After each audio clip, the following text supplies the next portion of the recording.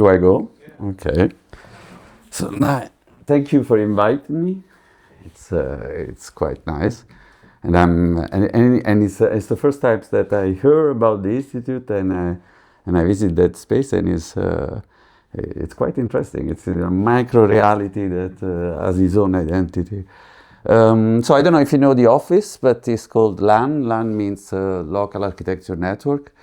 And I started the office when I was almost student with my partner, Benoit. We were in the school together, and then after a few experience, we decided to try to set up a studio. So we started with competition, and then we started to win some of them, and with the years we became what we are today. The studio is very, it changed in times, in years, but the base is that we are not specialized in something. We approach the project, and whatever is the project, through different angles, without searching of being kind of a studio that do housing or museum. We have done a bit of everything, and in terms of sites, in terms of typology, climate, place, and type of client. This is a diagram that shows the sites of the different projects in the office, which goes from 100 meters square to more than 100,000. So it's a very large panel. We have experience. It's almost in Europe. The majority are in Europe. We built in Germany, Praga, a bit in Switzerland, Italy, France, and we had during this I forget to say that next year will be 25 years of LAN. In these 25 years, we were being challenged by project a bit everywhere in the world, included Japan or America, etc. So it's quite interesting as a kind of learning experience. In terms of typology too, they are very different, and we really challenge the idea that to practice you need to develop a certain research in terms of theory, or you have to try to understand what you do, and so the work of the writing plus exhibition plus research goes on the same times that we do kind of build the experience.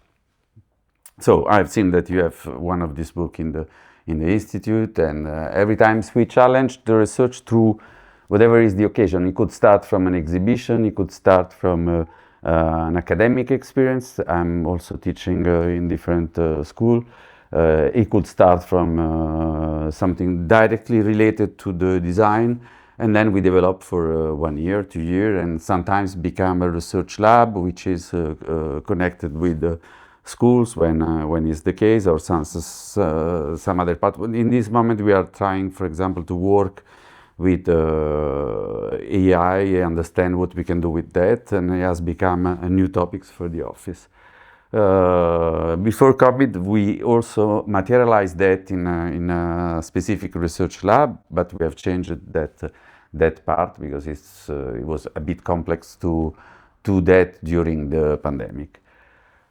And today I will start from an exhibition. So the lecture is called Spaces Without Species, and it's totally related to a book of Georges Perec, which is called Espèces d'Espace. I don't know if you had the chance of reading this book, but yes, it's fantastic. It's pure architecture. Perec tried to classify and describe different space in a very transcalar way. So he starts from the room, then the room become the apartment become the building, and then the building become the block the street, and blah blah blah, until the space as we understand it.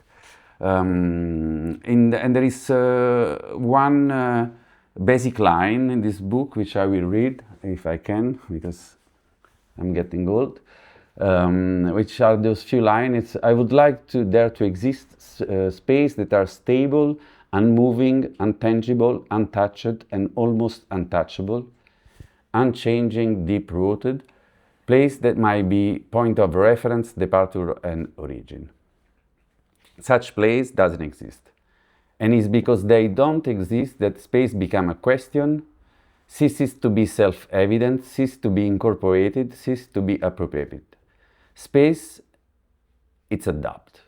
I have constantly to mark it, to design it. It's never mine, never given to me, and I have to conquer it.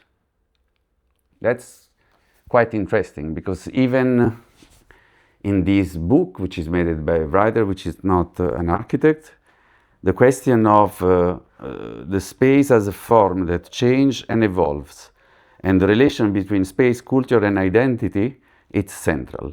So space is something that we have to, and as a student more than everything, you have to define, understand, you have to do a conquest of a space. So I will try tonight to share with you the way we, in these 25 years, we challenge the space and try to understand which are our own tools as an architect to define the space as a question and as a doubt.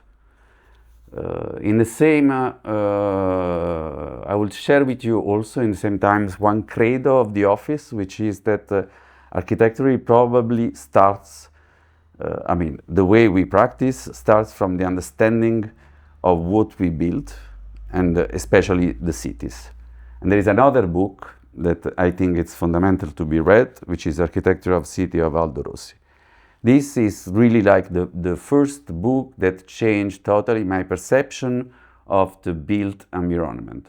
When I was a student, and it was wrote by a young architect. When Aldo Rossi wrote The Architecture of City, I think he started to write it when he was between 27 and 30, and he ended at, so he was totally inexperienced. He was not the Aldo Rossi that gained the Pritzker Prize. He was a young architect that started to define the built space around him. And in this, I will not read that part, but there is a moment where he defined the city in two ways. One approach was the fact that the city, you can approach the city in a very scientific way. So it's tangible. The city has a materials, dimension, weight. The city has a form. So as an architect, we should understand this system and this form around us, and we have to approach it in a very specific and scientific way. That's on one side.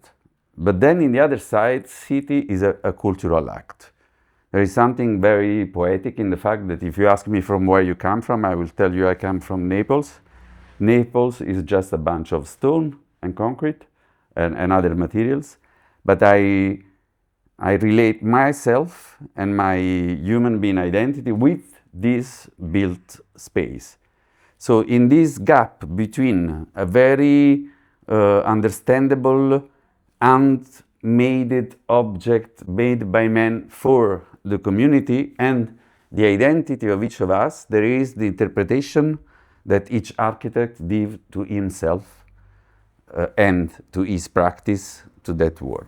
So it's quite interesting. On one side is an handmade object made for the collectivity, and in the other side it's also ourselves.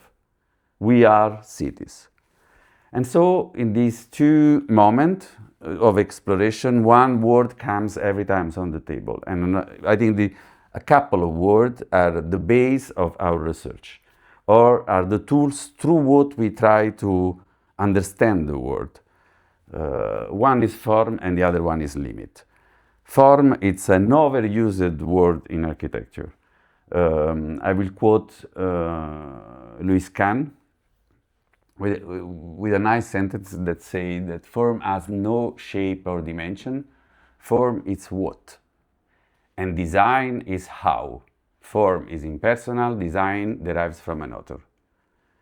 So form is really what we do. And Smithson, the couple, they say that architecture are form givers. We give form to idea, but in the same time we give form to others to be used. And in that sense, the form that we give, once we give to someone else, it will change. There is another theory of Umberto Eco that describes this changing of the form through the form in that sense of art, through the uses, so through the reappropriation of the form through someone else. And Paul Klee also described this statement of a forming movement, which is that form must no account ever been considered as something to be go over with, as a result or as an end, but more as a genesis growth essence. So form is not the ending point, but is the beginning of a new story. So when you think a building, when you think a space, when you think an architecture, you should give to that thinking a form which is able to change, evolve, adapt, be resilient. And so thinking, forming, movement is one of the most challenging part of our profession. And this is something that we have done since the beginning, a bit by chance, a bit because I think instinctively we get into that point where we understood that architecture is not just to answer a question, but is also to build up, and you did do very well in the school. I've seen that you do your own brief, you decide your own narrative, you challenge the reality through a story, and so you dig in the present to understand which are the questions which are unsolved, and that will never come from a client. That will come from your own vision of what is needed and what you think. Project come from Latin, which means throw something far. So our work is really to understand which are the best way to project, to answer to the question that generate the necessity of building architecture, but in the same times to build up a series of scenario or doubt, or we have to bet on something to give to the form the potential of evolve. So one of our first projects, it was an experience where we tried to put together it's a project in Bègle, close to Bordeaux, and is one of our first housing projects where we try to challenge the idea of try to mesh up the quality of a single family house with a collective housing. The idea that you have no neighborhood, that you have an exterior space, that you can modulate and expand your own place, and in the same time the idea that you can share resources, you can share economy, you can have neighborhood, you can live in a micro community, which is the one that you can define by a building. So we did this form, which is a superposition of single family house in a structure which is straight, where each house has a void. And when you buy or you rent one of these houses, you also rent the void. And you enter your own house through the void, like it was really a single family house with a garden. We spend a lot of time to build it, but at the end it becomes this building where we built also the facade of the void, is a sliding facade for the voided. And you have to be very young and very resilient to do that. And it was a crazy experience because compared to another building, you have to imagine that we had 4 times the amount of facade. So which means that the cost could be multiplied by 4, less or more. And we had it's a social housing project, so we had a very low cost. So we had to really it took 7 years to understand how to do it, and it's done just without designing. Everything is come from a catalog. Everything comes from an assemblage of industrial pieces that are put together which is the best guardrail that costs less, that we can use in this situation, etc., etc.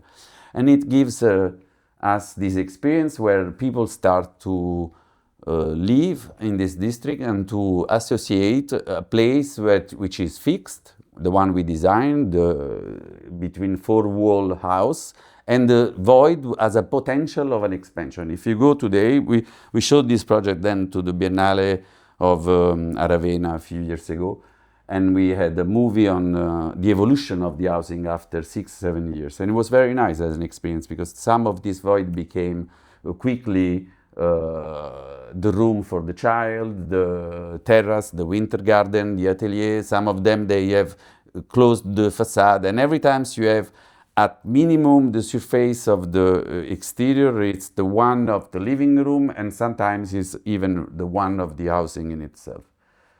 Those are the first inhabitants, and etc. etc. So you can understand, but still, this is a picture of 2024, I think. Still, the exterior after 10 years has this kind of same relationship with the urban space. So you have a total freedom of changing what you want inside, open up your own and build your own void, but in the same times, the building face the public space in exact the same way. And another picture from the last period. So as you understand here, the movement of form, it's related to the void, but that never happened. I mean, it was really like one rare occasion, the idea that you could build from the regulation the double of what the client asked, because that was the beginning of the project. Like we had a plot where we could build 8,000 meters square, but they asked only for 4,000. So we had this void, and the materials of the project become the void. In this one, this is in Paris, there is no void, and the idea was how we can charge the form of a kind of an intelligence that could allow this form to evolve with time, which is very classical into the Haussmannian building in Paris. Paris has a strong identity related to that figure, which is the most generic one. It's a building that has all the buildings built between 1850 and 1914, under Haussmann and after Haussmann, before the war.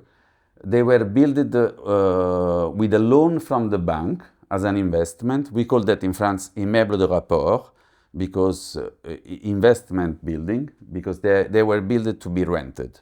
So because you don't know who will live inside the building, you have to make the most flexible and generic building to be adaptable to the different kind of tenant. So the Haussmannian building, it's clearly, if you see this street or whatever is the street in Paris, it's a figure that is able to evolve. Some of them became office building, others became hotel, social housing. Sometimes in the same building you find a lawyer on the first floor, and then on the second floor a family, and then on the last floor students, and sometimes on the ground floor there are commerce and all the rest, and that changed over the time. So when you speak about flexibility and resiliency, the figure of the Haussmannian building is one of the more interesting ones. So we asked ourselves during this, and you can see through the section at the beginning, we did a competition where you see this complexity of the life inside one building, where there is different classes, different kind of economy, things happen, etc., etc. And that became the daily tectonic part of the city in Paris that evolved with the cities over the time. So we try to replicate that in what we call a Parisian building. So we built up a generic grid made it by an office building into an housing project. So it's 1.35 module. That's everything. It's the facade, the structure, the windows, and then the same windows become the loggia, pushing in the back, but it can be reformulated. The ground floor is connected to the first floor, like in the Haussmannian building, so the commerce could be split in two or occupy the other floor. And this generic figure, since the competition, we showed the possibility of changing the function of the building. And then when we start to build it, we relate to the facade in everything. So the water, electricity, climatic control, insulation, structure, everything is in the facade. So if you have to evolve or if you have to change the building, you also know as inhabitant that you just go through that skin and you will find a solution to evolve. And that's become a very generic corner building in Paris. It has been built in a polished concrete in black. It's less or more, this is from 3-4 years ago, but less or more is in the same, the picture, but the building it's 10 years ago. And it's less or more in the same kind of appearance today. So, and obviously because it's very, because the structure in this facade, the core is in the middle, and you can change and relate every time to a different situation. The typology are very different, and we adapted to during the selling and the renting of the first years of the building in itself. So even if it has not been conceived as an housing, but as a generic figure, so it's a bit higher than an housing building, a bit lower than an office one, it's very generous, and the space there is some quality there. The second word I use, it's limit. Architecture, it's the art of define and design the limit. This is from an Unger's book, and it just shows a child making a line on the ground. And you understand quickly that this line defines two situations. One is the space of this child, and the other one is the space of the others. And if you cross the line, you have to challenge and negotiate with the child to enter that specific space.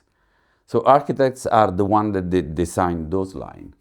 So in a certain sense, it's a quite authoritarian work or art. And it's kind of scaring also.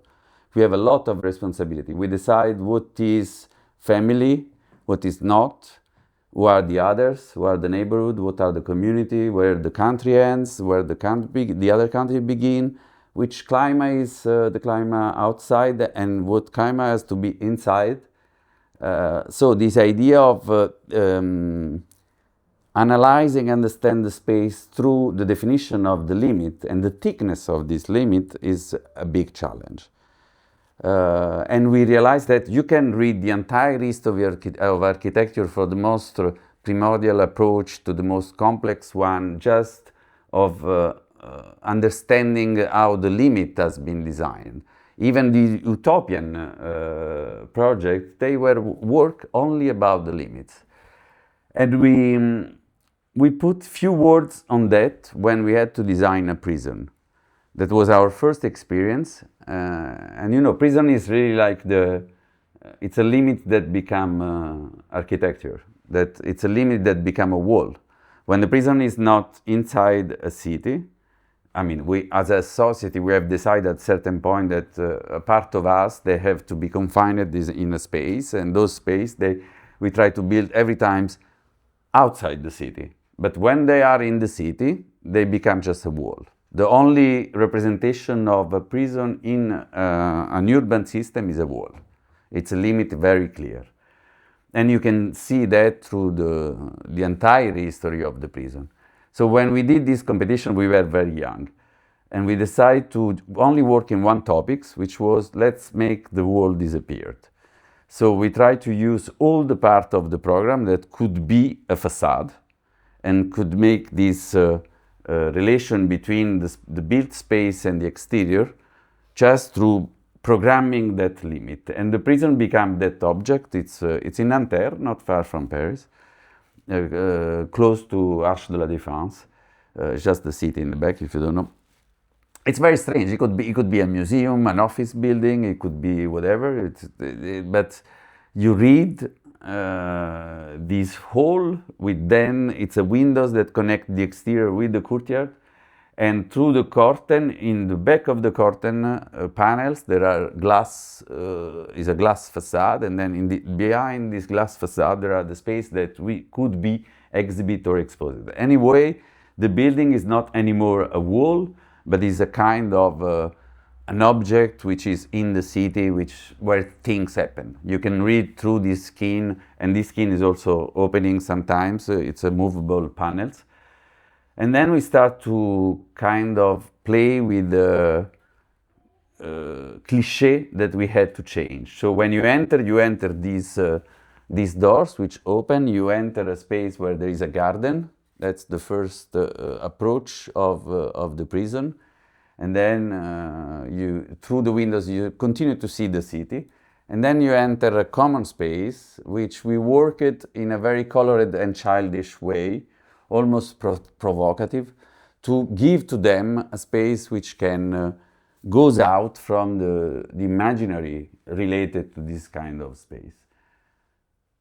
So in that sense, the limit it was not anymore a line. It was that space with the garden, the windows that has a certain thickness, the connection between the interior and the exterior.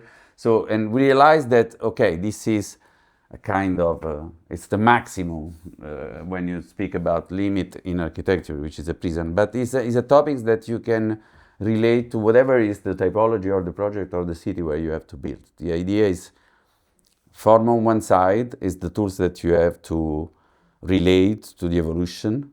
Limits, it's the tools that you have to decide and define how people relate one each other. Then there are other words which I really like. Another times they are very classical, scale, type, and I like the word oversize. What that means, that forms, they have a different value. The same form with other dimension change totally the meaning of that form. A bench, it's the same form than a bridge, except that one is 45 centimeters high and the other one probably it's 100 meters.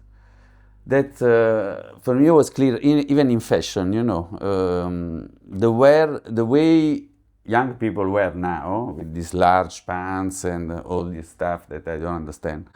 They come from a specific moment where two French fashion designers, which was Marité François Girbaud, they did the first show where they start to take a classic figure and to oversize them. So pants become a skirt, and every time just changing the dimension, a t-shirt could become a woman dress for an elegant cocktail, etc., etc. And it's very nice, and that becomes after figure that we know all, that comes from Japan and all the rest. The idea of that experience until the moment where it becomes a scheme and the body itself, it's the idea that when you change scale, when you approach the same form from a different angle, this form has another value and becomes something else. So we try every time to work with this idea of scaling figure in a very different way and give to that another kind of value. The project I will show you now, it's a theater. It's in Strasbourg. And it was a competition where when we arrived, the people from the theater, the Maillon, they gave us this postcard. It's a very nice story. It's one of the most experimental theater company in France, Le Maillon. It's where the contemporary theater happened, and it's related to the fact that since the beginning they don't had a theater. They had to adapt themselves to a building that the city gave to us, which was this one, the Parc des Expositions, which was a building which was not conceived to be a theater. So it was everything you need except a scene. So everything has to be dismantled every year, assembled the years after. They use all the space to do theater, the courtyard, the bar, the cafe. There was not anymore a limit between what is seen, what is representation, and where is the public. And that became a space where the most incredible like people from the discipline, they had space to experience. This is from Romeo Castellucci, which is one of the greatest figure of the contemporary theater today. And he started to do residence in Le Maillon at the beginning. So Le Maillon became also part of a European network of theater where the underline was the fact that none of that space was a classic theater.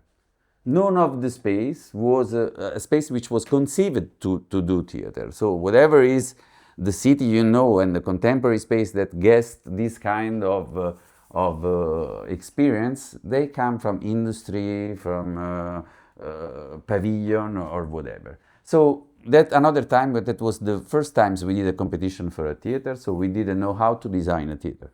And they said in the brief, we don't want a theater. So we had to, first of all, understand what's a theater, what they mean when they say they don't want a theater, coming from someone from this discipline. And there is something that is quite clear.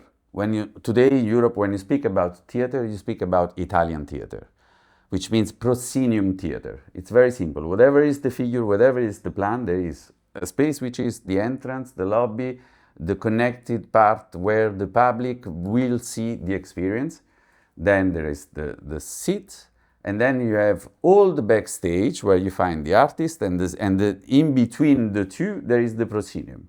So an Italian theater is a space where this line defines what is the public, where are the artists, where are the technicians, where the illusion become and the scene has been represented. So you can analyze all the classic and theater, you will find every time this proscenium line that divides these two worlds. So we decide to, another time, erase this line.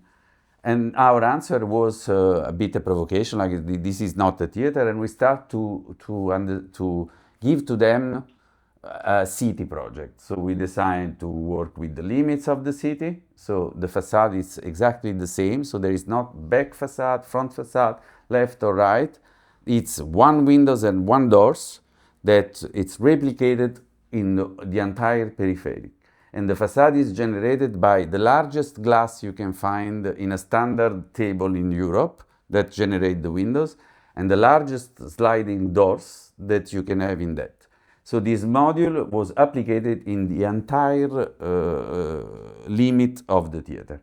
And then inside, with the same seats, because you don't have to spend money you could move and create 1, 2, 3 rooms, having 5 representations in the same times, assemble the space. So it has been thinking with 2 streets.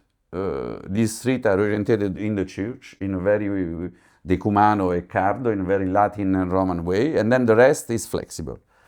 And we give to them even the logistic where the trucks arrives in the back has been thinking as an auditorium. So there is a circle in the middle, and you can sit all around to have an exterior space. And it's become this kind of factory that you see here, which is exact. So you can enter from one door to another in function of which kind of representation you need to do. And it looks small, but it's very huge. This is the scale of the theater. And in this, then there is a space which is an in-between. The idea was that whatever was the space, we could do an act, we could act, or we could play, or we could dance inside that space. And this is the exterior courtyard, which is probably one of these first space we did, which we called space without species, because it's an exterior space, so it's raining inside, but the facade is closed, it's protected by the wind. It has the same height of the rest of the theater, and in that part you have a structure that could guest all the techniques that you have normally inside. It's totally connected with the exterior, and that's the scale to give you, it's like 18-meter high, so it's a huge space, and then the rest are just made with one wall that you can open and close, which has the acoustic characteristic of a theater room, and you can slide by and change the configuration of the interior. Even the signage is made in an LCD screen, so if it's a bar, it's a bar. If it's changing and it becomes something else, you just wrote what you need to write, and that's also for the toilet and the rest. All the signage is made by LCD screen. And those are the seats that slide and become something else, and then the room, and then the street, the Decumano and the Cardo. We also design the bench and all the rest, but then I will tell you how we did. This is from the courtyard to the inside.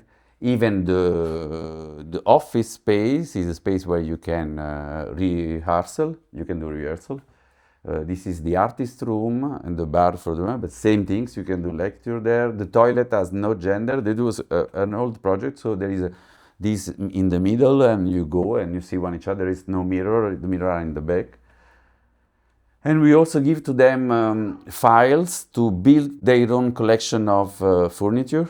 So it's called make a chair, make a bench, etc., etc. We give to them those instructions, how to laser cut and CNC the wood coming from the scene once the representation is done, to build up their own furniture.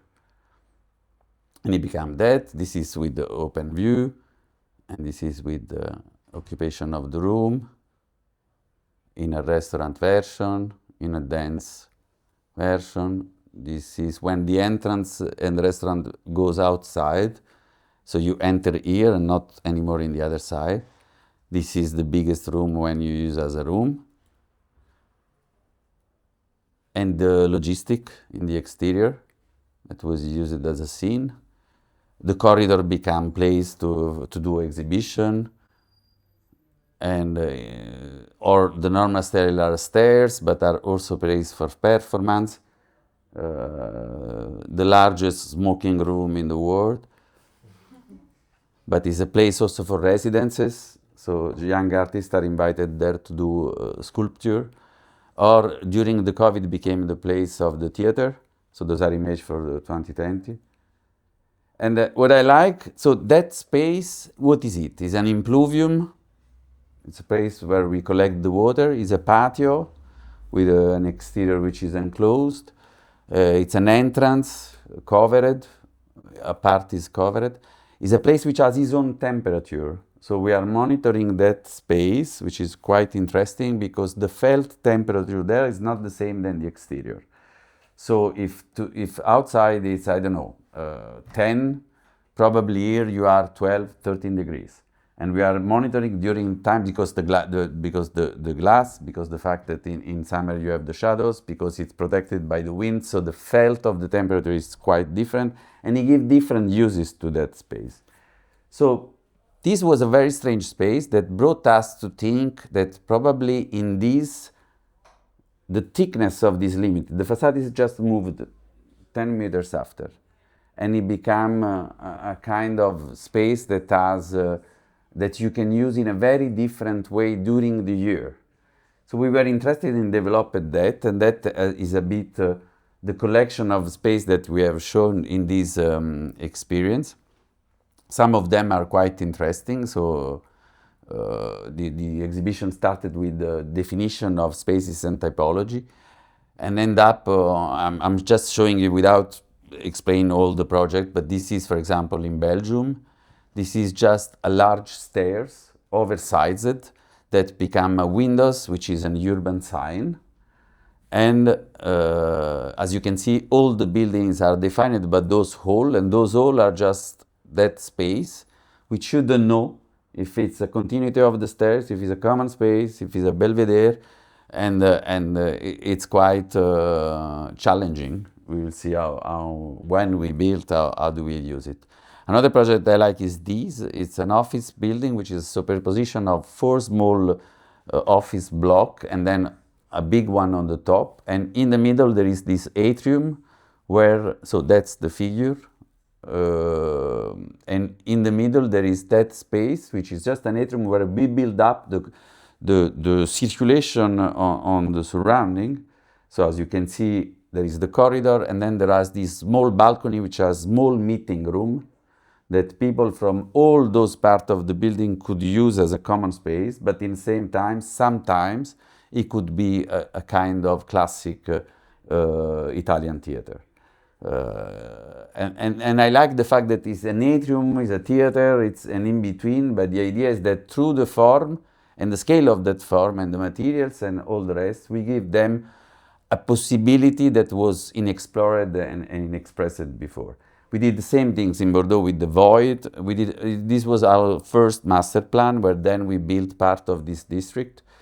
And the district was based on one simple idea. So we did the master plan for all, and we built that northern part with the idea of housing building which has a certain thickness as an exterior that could be one additional room to the housing, but in the same time, definition of the facade that changed the scale of the building. We were working with this double high floor, and every time we have explored through the housing the value of this exterior additional space, which gives back this district. It's very complex to design something where it's so large and so big, and you are one architect. So which are the rules that you can use to define the diversity and at the same time keeping unity and to give spirit to that place. We use the idea of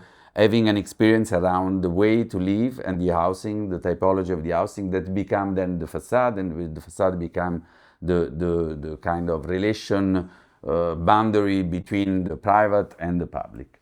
But the most, I think, challenging part was so every time you find that, and you have those kind of space where you are outside, inside, protected by the sun or open to the district, and it's and it becomes, the windows becomes the leitmotif that then define the identity of the district. As you can see, you don't know if this is interior or exterior, how you relate with the interior, what you can do of that space, the entrance. But the part I like is all the courtyard and the void, which has two registers. It's natural or mineral. And the mineral, it's on shade or on sun, protected by the wind or not. And through that, we just let to the inhabitant the possibility of generating their own use, their own distances from the other building, from the other neighborhood. So it's a space without function, let's say, defined by the design and the identity of each form and each element that are in the space, except for few elements which are under the bridge, which are for child, and it's clear that is for child. But the register there, it's that we had two tools, nature and artifact, and these two tools, they are confronted to different conditions, different climate, different distances, different scale, and they generate this neighborhood. I don't have a picture of the life of this district today, but sounds quite, it's very easy to visit it. If you want, it's close to the Bordeaux station, is on the left, but it's quite, I mean, it's going on. We finished it 2 years ago. It's complex to see if things works or not after only 2 years, especially on that scale. But it sounds that people gave their own touch to that space, and they started to this process of appropriation. Same things, we did a wooden tower close to the National Library. It's the first wooden tower, totally in wooden structure in Europe, and the wood comes from Normandy through the boat on the river. That's generate the plan and the housing and all the rest. But the space I really appreciate is these windows there, which is a common space. So that's the structure. As you can understand, all the vertical are pillars in wood. The wood become also the element that we use to distribute all the water, to collect the water coming from the balcony, and to give a secondary structure which embrace the building. So it's quite interesting as a structure. And we had to really push to fill the wood inside. So in each block is very technical, but it's very traditional in a certain sense. You have the pillars and the beams. It's a very old way to build, but in a very techniques approach. So those are the flats that gives on Ivry. Every flat has this, and it's nice that the 2 floor, you have the small flats without balcony on the upper floor, which are only 1 or 2 rooms, and the large flat down, which has this continuous balcony. And you can assemble in vertical the different flats. So if a family needs a studio or is another room, they can buy, they can rent, they can put together one and the other. So the typology could evolve in vertical every 2 floors. Otherwise, you turn around with the balcony. Those are the entrance. The stairs, I like those balcony because, I mean, it's just a space that everyone can use, but we have no rules of how to use it. Every 2 floor connected to the stairs, you can go out here, and we imagine that they can put bikes, they can put toys for child, they can use it to grow plants or whatever. But I like the idea that in this building we use whatever was the occasion given by the structure, by the space, by the rules, by the fire regulation to generate commons. And the big one is this one, which is a 600 meter square terrace that all the inhabitants could use and could also privatize. Like if you want to have a party, you just say to everyone, okay, I will use the terrace on this date. And those are pictured in the first mounts of uses. Another word fundamental today, it's climate. Okay, and I think I will end soon with that, but this is one of the most challenging one. We know that this is a map showing the evolution of the climate on in less or more 15 years. And you can see that let's say the climate that you have today in south of Europe will be the one in north of Europe.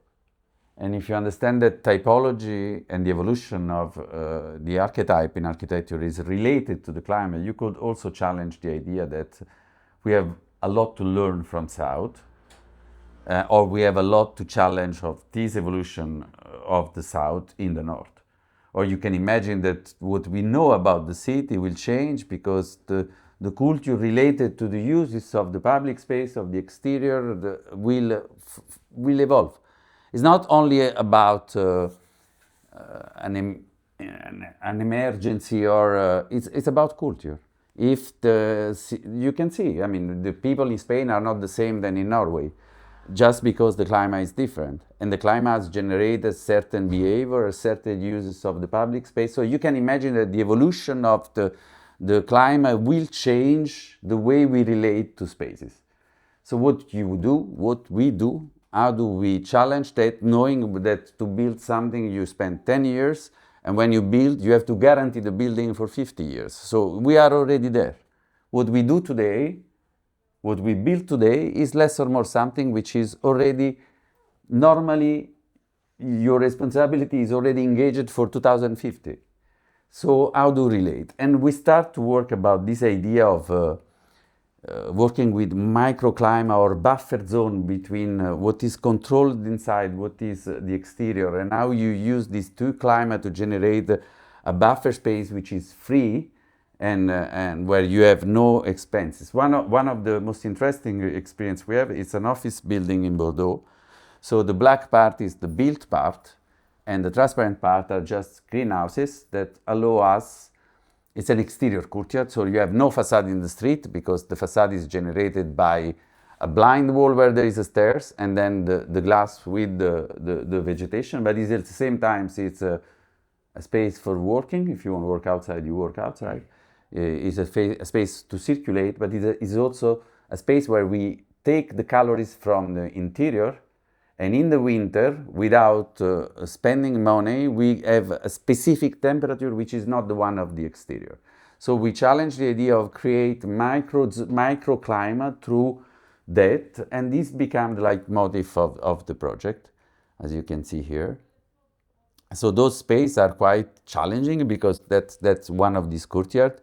You can imagine that you can work here, you can have an informal meeting there, but in the summer you open everything, and there is kind of Venturi effect for the wind. But in the winter you close, and the property of the glass plus the recuperation of the calories from the interiors give a space where you can go outside without putting your jacket. You can work in this kind of duality of climate, which is quite interesting. And obviously we start to study, and you can see that that's interesting. You can see that when the temperature outside has, as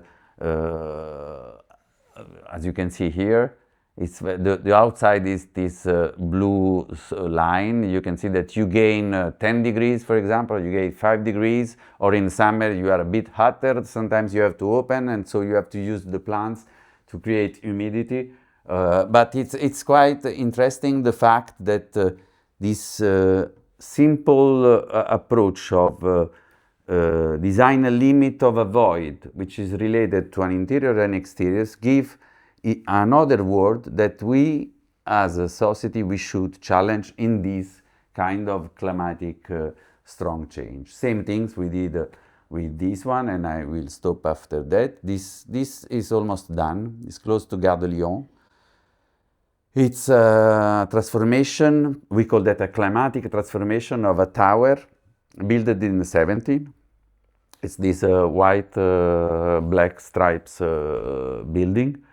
based on the idea of building on the top of a basement, clearly modernist, where the basement was allowed to an infrastructural approach with those towers to do office on the top. Then it has been transformed in this glassy building during the 19th, and we approached that with the question of what we do today. And we try to solve a paradox, which is quite interesting. The facade on the river, it's an amazing place. It's a place where you see the cliché of Paris. You have Notre Dame on the left, you have the river, you are on the river, you have the station on the other side, so it's quite amazing, except that by the fact that it is the south facade, you have to close you have to protect yourself from the sun, so you lose totally the view, and you gain too much energy, so then you have to refresh the entire building just because you took too much sun from the beginning. So we try to change the orientation of the building without changing the building because it was there. And we did it, so that's clear. When you see the facade, the south facade is this one, is totally over-irradiated by the sun. But that's the view from whatever is the space, so it's huge. And so we did that. We add another layer where on this southern part we put a blind facade, and then we reorientate the glass on the other side, looking on the river. So it was a southwest building, it became a northwest facade. And through that, we could gain space to deal with the natural ventilation. We could gain also a constructive approach to this transformation. So everything is done outside, then you brought that structure and you put into the bones of the building. And what I like it is the fact that it's a classic figure, it's a bow windows. But bow windows are domestics, and we apply that in a working world. So it's a kind of, I like the idea of bringing in a space which is a working place, some domesticity through the figure in itself. So that became the facade, the leitmotif of the entire project. And it's also a space which is undefined compared to the classic grid of a building, which they describe itself as an intervention that become also double high or whatever. And as you see, without any system, without any techniques, just by the skin, we were from that situation to this one, where we have in an over-irradiated facade, we moved to another one which needs less of energy to be refreshed or to control the climate. So that is ongoing, that's the building. That's the windows today, but I don't have picture, but honestly, it's almost done. And we did a pavilion in front of it. The interesting part is when you do this transformation, you cannot add surface by law in Paris.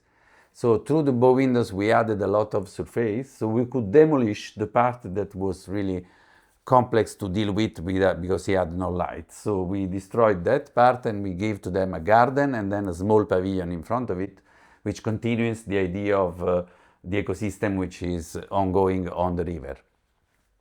So that became this experience, and the garden has been designed by Michel Devigne, which is an incredible landscape designer, and is a garden on a parking. So it's a totally artificial soil that we built up, and the trees are like 5-6 meters. We are planting now. It's quite useful. And this is the section of the garden. And he did something very similar on the other side for Chipperfield. I don't know if you visited, but the idea is that the garden become then enter the building. So that's the garden into the street facade. That's from the interior to the river. And then the interior is all glass that just give double this sensation of being totally into the nature, and the rest is concrete. Also the pillars, which were existing one very huge, now they are taken in this mirroring effect, and at the end, even the loggia became the technical part of the building before became an exterior space, but another times, like the theater, the facade is half closed, so the felt temperature is different, so you can work in a floor and go outside here to have your cigarette without having your clothes or without going down 10th floor. So in a tower it's very nice to have those kind of space, and that's the roof. I will end here. Oh, I have the last one if you want. So this last project is a bit combination of all the concepts which I just shared with you. With the challenge of facing a form which is extremely defined and strong, made by Zadid. So it's the extension of the Max in Rome. We ended the design, and now we are doing the contractor part, and we will start the construction site. Normally I was supposed to start 5-6 months ago, but it's Italy, so you don't know really when it will start. But I hope that before the end of the years it will be done. So it was an open competition. We don't do that very often, but it was a moment where in the office we had more people than work. So we decided to move a few guys on that part.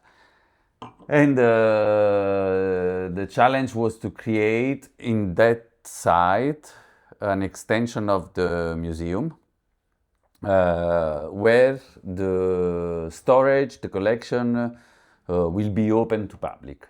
So it's an amazing program because Maxi has an amazing collection of architecture. All the Italians, like like Super Studio, Aldo Rossi, they gave they gave peace to the museum, and the collection now is fantastic. And then they have the art collection, and all these has to be stored, restored, and so the program is what was asked is it's a building where you can do all that.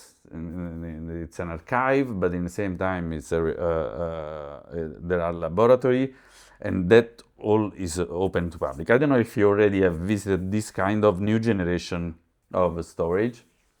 The VR probably is the more famous one, but it's amazing. It's amazing to go and to see together pieces of art which are assembled without curating, but by different conditions, by the fact that they need all the, there are artworks that need to be conserved at 16 degrees. And you will find a piece of Renaissance close to a Mario Merz igloo. So the logic of discovering art through this kind of experience, it's fantastic because you will be your own curator. You will decide what do you see, how do you see it, and how you can relate to this encyclopedic approach of a collection. So very challenging. And then it was challenging for us to be confronted to this sculpture in itself. Zadid was a very strong form givers. And the other challenge was the fact that it's a specific district in Rome, which is in the center without being in the historical center. But it's surrounded by very strong architecture. There is the Palazzetto of Nervi, the Auditorium of Renzo Piano, the stadium in the other side of the river. So it's called Flaminio, this district. And the Flaminio is, compared to the rest of the Rome, it's quite new. This is 19th century. You can see that there was nothing. And then until in 30, 40 years, they build up this new district in Rome with the idea then to connect this district to the bridge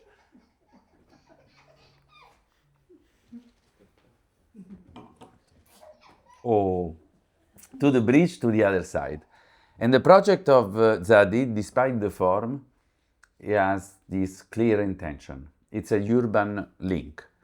The form has been generated, look out before the master plan. So the idea, this is the district, the idea is to go in that direction and to kind of connect the southern part of the district to the other part of the bridge. That has been translated by Zadid through that gesture where she gave this public space to everyone, and the museum in itself it's a physical connection of two streets that brought you then on the river. And we just follow this logic. This is the exception, and we decide to build something which just is in the form of the city, very classical, that has to close this housing block, continue the logic of the church, free that space, and give a new facade on the other side. So the building in itself has a very classical urban approach in the way it relates to the form of the district, leaving to the actual museum the role of being this kind of connector and to define this public space. But then we had with Basmet, we had this park to open up a new square on the other side, which is the counterpoint of the museum, and which gives another space to the city in the other side. So so that was the figure, and we decided then to use the interesting part of this box that has to contain everything was the fact that we could probably use the roof to generate a new geography from where you could relate to the rest of Rome. If you see the map of the city, when you are on this high, you can see the seven mountains, and you can see the river, and you can feel that you are in Rome, because one of the most challenging parts for me was the fact that when you are in the Maxi, through the language of the architecture, to the fact that you are far from the historical center, to the fact that in a certain way the built part is fragmented and not continuous, I mean, you totally forget that you are in Rome. So so we decided to use an hanging garden, which could contribute to the climatic challenge of the building in itself. We could create shadows on the roof, we could collect the water, but in the same time to create this kind of figure, which you have in part of Italy. This is the Belvedere in Lucca, where you have a garden from where you see the rest. And then to work with this garden as an hortus conclusus, and so to decide which kind of climate and which kind of collection of trees we could have and natural elements we could have there, and to start a story which is a kind of a new collection for the museum itself. And so we won the competition with these two ideas against 120 other architects. It was very large. I don't know how we won. And then we start to say, okay, why we don't build that with the recycled brick? And where do we find recycled brick? And it's not far from Tuscany, where you have a lot of these. And so it gives back this. This will be the museum. It's a very strong structure, and other times with very large windows. There are space which are natural light, space which are not in natural light. Everything is built around a void in the center, and in the roof you have this garden where you can control to a climatic curtain the entire figure, but it also could be used to make projection or movie in the night or whatever. And so the plan is extremely simple. It's just a void, two stairs, and then a connection of that through, so you can enter the building, you can walk inside this void until the roof without going into the lab, but seeing from that void what's happening in the lab. So you can see an artwork that is restored, or so everything is under a piazza, which is also a windows for that space, and you can turn around and every time watch out what is going on in the laboratory or in the storage on the other side. Like here, so those are the lab. This is the storage. And then you go up on the roof, where another times it's a work in itself. We decide to work with a different kind and different family of vegetation that could cover the evolution of the climate in 1 century, and in the same times having a specific landscape. So a few of them, they are there in January, others they are there in March. So every time you go, you discover a kind of new geography, but in the same time is a Belvedere that allow you to see the rest of Rome. and is also connected to logistics, so it could be another exhibition space. You could have events there. It's a piazza, and at the same time you see from the hall how do you work there. All this is glass, but it's resistant, and from there you see the maxi, and you see also the rest of the room. Thank you.